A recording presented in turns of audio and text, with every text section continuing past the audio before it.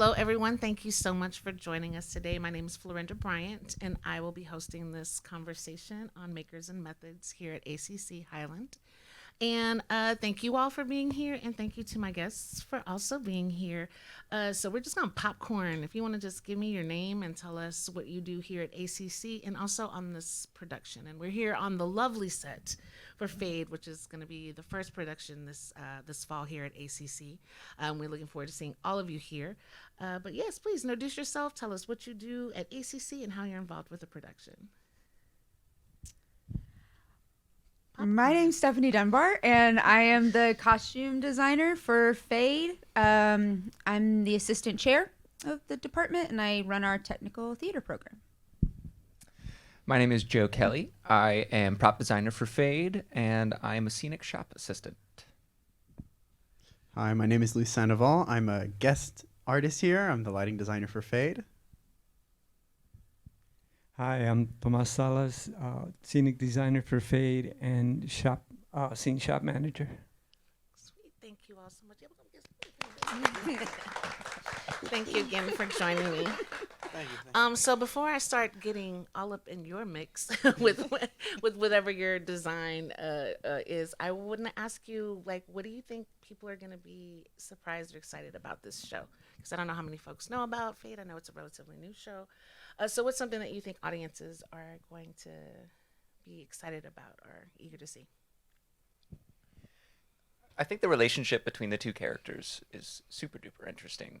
We've been at rehearsals this past week, so we've seen both of the A cast and the B cast rehearsing, and there's just something really interesting about having two actors on stage, and they don't know each other at the beginning of the show, and the entire relationship develops throughout the whole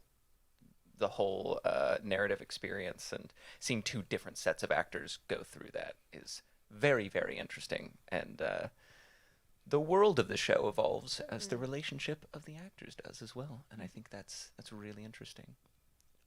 Does anybody want to add to that? I think another thing that people will be interested in seeing or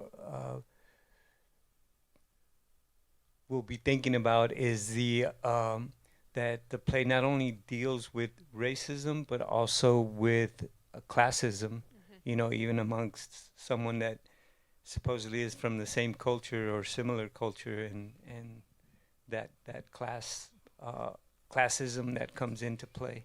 Mm-hmm.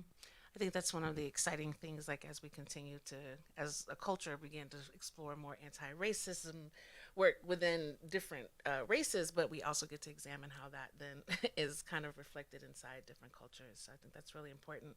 Joe, you mentioned that y'all have an A cast and a B cast. Can anybody want to speak to like why we have that, or does that tradition? Man, I can, because as the costume designer, I probably have to deal with it the most. Yeah, I can speak to the reason we originally started having two casts, and that was to just deal with trying to run productions while also still dealing with the COVID pandemic. Mm-hmm. I think on smaller shows like this, where it's just a cast of two, beyond just trying to deal with the pandemic itself, it's another kind of opportunity to give more performers experience. It's much easier to do this, again, with a much smaller cast than like a cast of 8 or whatever. And for us, again, as costumers, it's not a huge ask to duplicate things at this scale. But that's originally what I think the logic of that was about. And now I think it's hopefully, like I said, moving away from, well, we have to do this just because of the pandemic and whatever, and we're giving more people opportunities to be on stage. Cool. Well, since we're going to stay here and talk a little bit more about costumes real quick, since you had your mic ready. So the costumes, what's the vibe? What's the feeling? What's the story you're trying to tell with your costume choices? So the main two characters are Luisa and Abel. Luisa is described as a fresa, And so that is a very like preppy, kind of wealthy, privileged type of person, generally female. And then Abel is Chicano and from like inner LA. So like Tomas said, there's a class difference happening here. The other thing that, at least from a costuming perspective, we always have to think about is how we're using costumes to chronicle time. Especially now in contemporary shows, there's a real strong push to have scenery or scenic elements sort of stay really stationary and use costuming to do a lot of the time work for the audience. So because Abel is a custodian, he's in a uniform the whole time.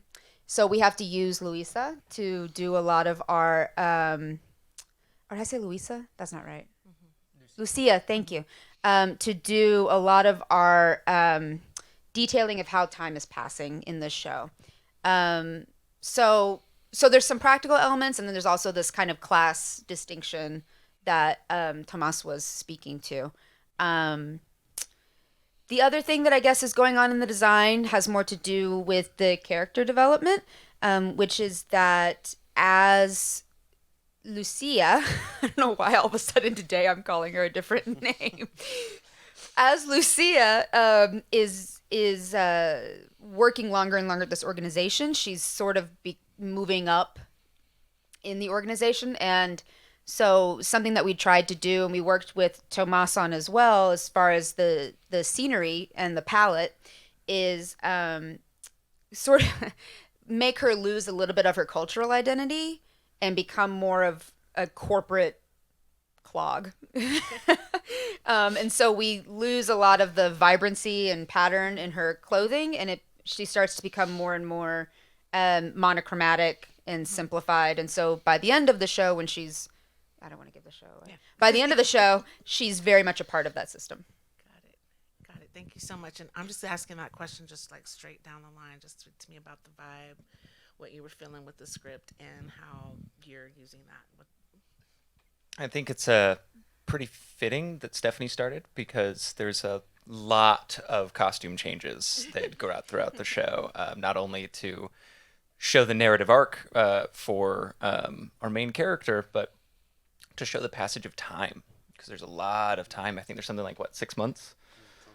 And so I guess, to talk about props, there's not a lot in terms of evolving props in this show, just because it all takes place in one location, and Lucia brings in her stuff and makes the office her space, and very, very first thing that happens in the show. So there's that interesting element of like a completely sterile space that has a little bit of her cultural identity and a little bit of her individual identity brought into it. And then I'm sure Tomas will talk about like the exciting scenic elements that happen near the end of the show. But I think that in a major way is where the props sort of just lift up the world. There's a lot of set props, and I guess like the major thing when talking about props that I can't ignore is how much food. There's food all over the place. Lucia loves to eat, and she spends a lot of time in the office, and she's always busting out snacks, corn nuts, Twizzlers, pizza, beer. Just like she pretty much lives in this office. And like food on stage is one of those things where, sometimes you might want to ignore it. You might want to just do without it, because it can become like endless complications. And with this show, there's no way getting around it, because there's a lot of bonding over this food. There's a lot of conversation over the food. There's a lot of like olive branches. You want some corn nuts? You want some Twizzlers? Please interact with me. And so it was one of those really interesting elements. And I have to like shout out Jamie Rogers and Channing Schreier for being like invaluable members of the prop team, whether they signed up for it or not, because Jamie purchased all the food. Channing helped out with a lot of the technical aspects. There's a laptop that has a working laptop on stage that the actor can interact with. There's some really specific like set props, the printer, that have really specific applications that would be difficult to fully execute. And Channing, being our in-house MacGyver, was able to knock those out as soon as they were asked for. It was really helpful. Nice. Those are always like already between you two. Those are the things. The multiple costume changes are normally the things you shy away from. Y'all got the food. Y'all got working electronics. Y'all better get it on this first show. And you're our guest. Can you tell us your guest artist here? Where are you visiting us from? So I live in the Austin area, but I went to school at Southwestern. It's Okay. in Georgetown, nearby. Yeah. Yesenia was my professor, and I impressed her with some of the work so that I did in lighting. So she reached out, and now I'm here. Absolutely. And I love this place. Y'all are great. Welcome. It's good to have you. Thank you. So yes, for lighting, luckily it's just this one office. So pretty simple. But the biggest thing was the passage of time. Like Joe said, I think it's about like 6 months to 8 months, something like that.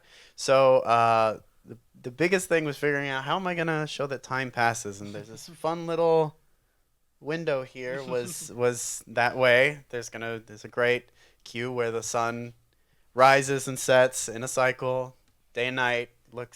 I think that's closest to realism, which was what we wanted to stick with.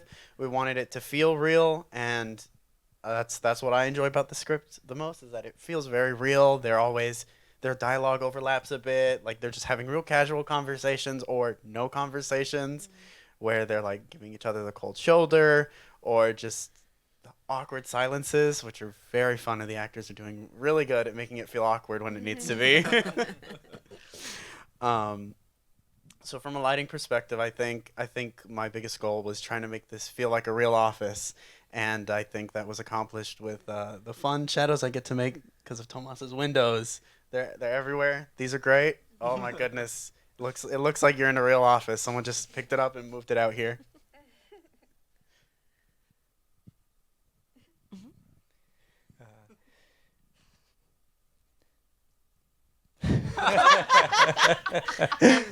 There you have it. The set what was fairly straightforward. It was fairly easy to make an office, and I think Joe and I have both gotten kind of tired of doing these kind of realistic sets and look forward to a show where it's a little bit more artistic and abstract and creative, and hopefully the next one or the one after that we'll get to do that. Okay. But one of the things that I don't like about this play is the ending, and it's very short. And the second set, which is these walls spinning around, that you get to see the second set, you only get to see it for a couple, not even a 2 or 3 minutes. And I feel like this play, like there's no resolution. I don't like the way it ended. And on that note, I gotta go. Bye, Tomas. Thanks, Tomas. And I'm going to review what Tomas said. Tomas said, give him a show. Where he can flex for y'all. And he doesn't like the end. Well, I don't know about anybody else, but I cannot wait to see the show. To see the set that we see briefly, but also this ending that we have. So we don't have any of the actors here. So I'm going to try to kind of ask you, because y'all have been coming to runs. You've seen some things. Okay.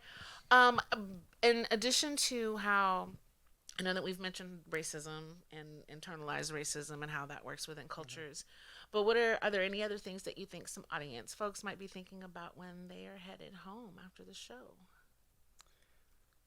Personally, like Tomas is saying, the ending really big, but it's mostly how people treat you, and things, how an environment can change a person's personality into something totally different.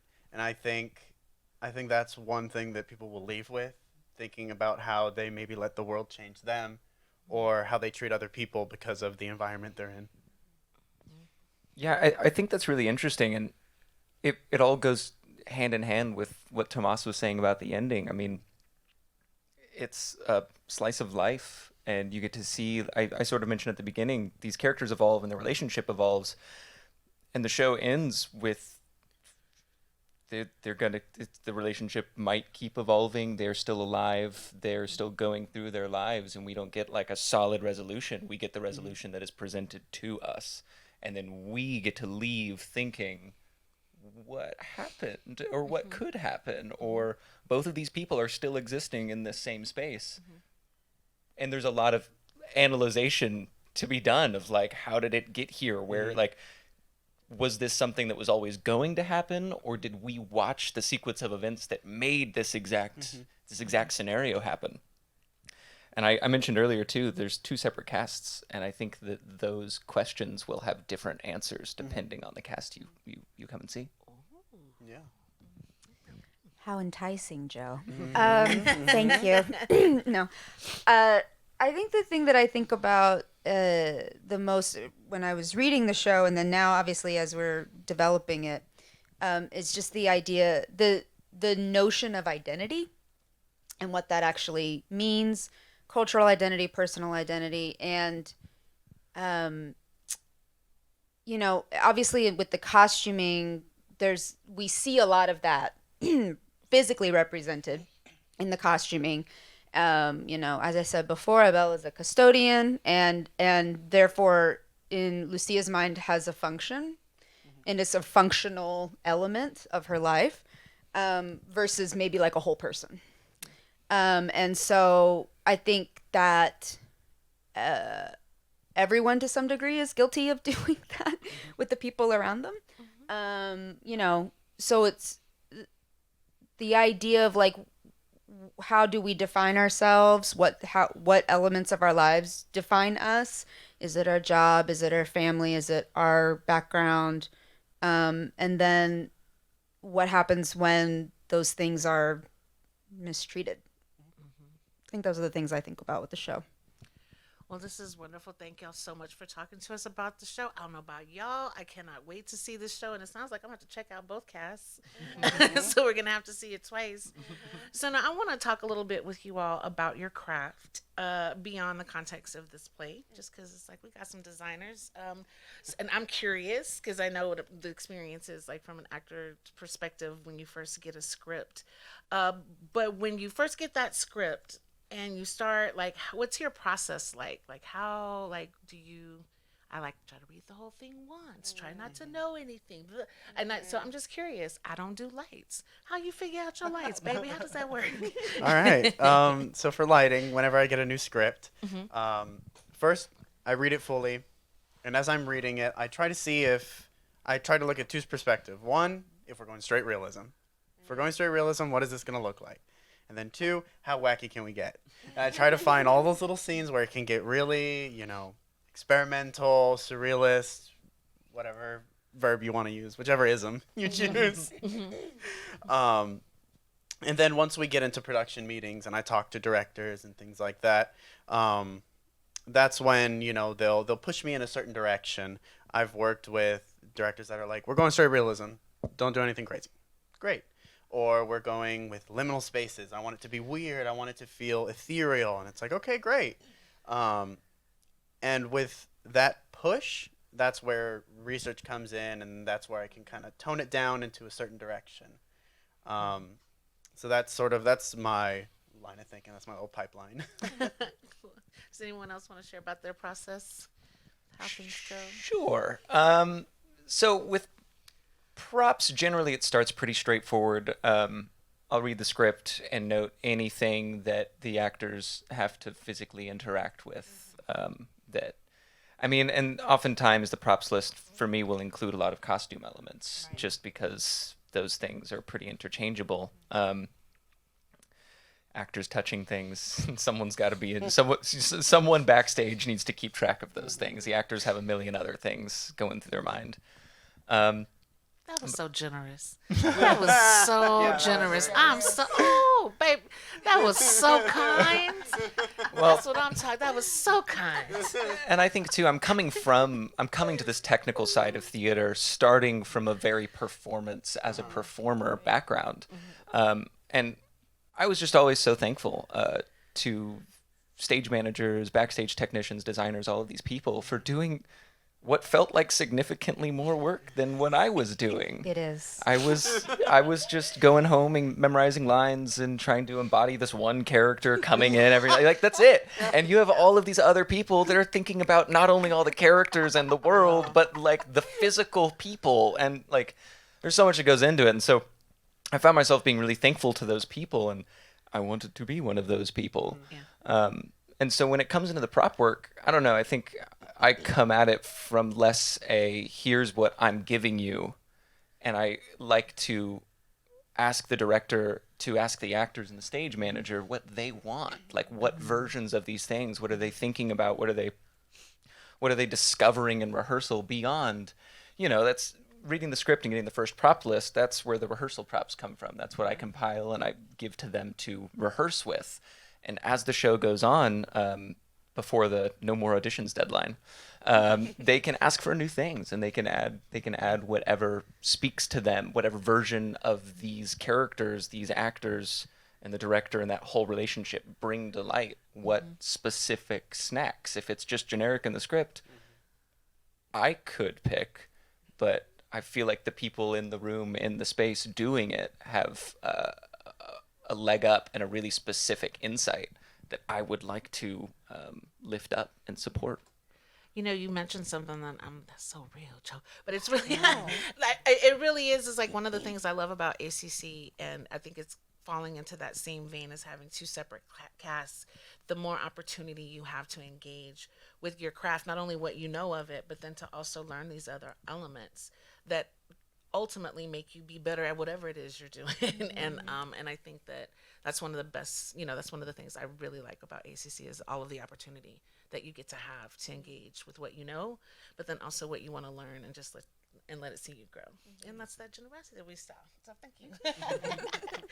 Okay, costumes. How does it work? Because I have a very fashion kind of thing in my head, and I want to know where I'm like, how does it work? No, no. I mean, similarly to what Louise was saying, like there's, I think all designers have we're either taught to do this through our production experience or class or school or whatever. But we all kind of have a same place that we start from. You read the story for the story's sake.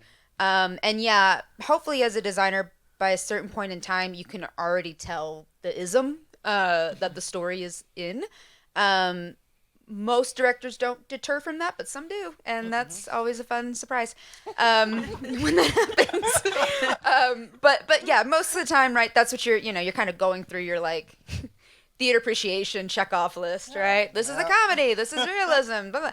And that will tend to steer your scope of work. For costuming, I also come from a performer's background, so it was an easier transition for me to move into costuming because you do have to do some character work as a costume designer. Like you have to understand people and understand what motivates them, and obviously you're not going into like this deep development of a character the way an actor would. So it's more like you're doing that initial kind of character work across the whole show, right? So yeah, you do have to have like a sense for people and a sense for fashion, yes. Especially in a show like this where like that's kind of the main character's, that's a lot of her drive. You have to know what looks good, have a pretty strong aesthetic sense. And then the other thing I think that is always important as a costume designer, and I mean it certainly is for all design, but is making sure that your whole design is cohesive, and that nothing's like falling out. And if it is falling out, is that on purpose? It needs to feel like everything belongs in the same world, regardless of whether that is, like hyper realistic or like very fantastical. It all should look like it lives in the same place, right? So that was the thing. This is what I tell my students in costume design, but also I'm basically like regurgitating something my grad professor told us, which was that you have to build the world first, and then you can go ahead and put the people in it. But if you don't know the world, you can't put the people in it. So you have to know the world, and then you can populate it with the characters. So I think that's like my process. Nice. Very cool. Well, thank you all so much for sharing your process. I think do we have one question? Anybody have a question from the audience? I because I felt it. Yeah, you might come on over. I want to make sure that we hear you. And you can borrow this wonderful mic. And this is the one question, so everyone else, you lost your chance. But but it can pick you up pretty, like, you know, I don't know if you want to touch it or whatever, but I just want you to I'll just. Okay. So I'm not the type of person who's like, what's your favorite and what's your least favorite? What's the thing that's either hit or miss in every show? Like, well, not every show, but like, what do you find the most hit or miss about your profession? I don't understand the question. I'm sorry. Hit or miss in what way? So like, what you like, depending on the show, you either find your absolute favorite thing to do or your absolute least favorite. Okay. Like, what is Gotcha. both your favorite and your least favorite thing? The Gotcha. thing that either makes it like a living hell or heaven on earth, you know? Yes. I definitely have an answer now. Thank you, Ollie. But I won't go first. Someone else can go. Okay, I'll go first. Make or break for me for every single show, and it is the management and the direction. If there is strong management and strong direction, smooth sailing. Yeah. If there's not a clear direction and there's not solid management, it feels like no one is able to do their job, and so it's certainly like make or break with those two roles. And I think I've just been narrowing in, like, every post-mortem I find myself thinking, what is the thing, and I think it really comes down to one of those two things for me.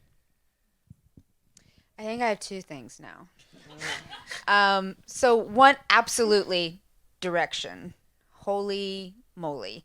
Yeah, I've definitely been designing on shows, and it's, you know, at a certain point as a designer, you get to a place where you're like, I can tell you don't know what this is supposed to look like.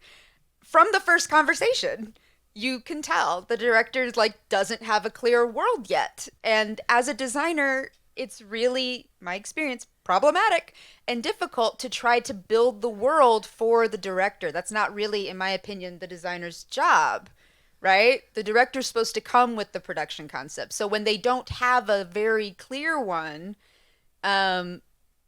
it can be really difficult, because then you're not really designing for the world. Now you're just sort of like answering questions and like feeding them their work, essentially, which is not your job. So yes, 100%.